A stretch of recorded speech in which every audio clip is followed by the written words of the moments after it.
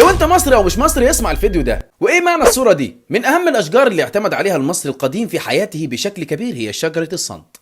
عمل فيها ومنها كل حاجة تقريبا، استخرج منها الصمغ اللي هو اجود انواع الصموغ، صمغ الصنط المصري، واستخدامه كمان في الدباغة وخشبها في اعمال النجارة. اما بالنسبة لورقها فاستخدمه المصري القديم في العلاج، يعني مثلا اي حد بيعاني من وجع في البطن نتيجة وجود ديدان في بطنه كان بيجيب اوراق الصنط وينقعها في مية ويغطيها بقماش لتاني يوم، بعد كده يطحن الورق لحد ما يبقى مايل العجين وياخد منه المريض مرة في اليوم. وكمان في علاج الكحة لما ضاف العسل لاوراق الصنط ويشرب منه المريض وكانت نتيجة فعالة جدا. واستخدام اوراق الصنط كمان في المرض الظاهري زي تورم القدمين عن طريق خلط اوراق الصنط، كمان في علاج كسور العظام بخلط اوراق الصنط مع الماء مع صمغ الصنط ويدهن به المريض على الكسر ويربطه لمدة 4 أيام. أما بالنسبة لآلام الرأس والعيون فكان بيجيب أوراق الصنط ويضيف عليها نبات الخشخاش الأفيون ويطحنهم على بعض ويشرب منه المريض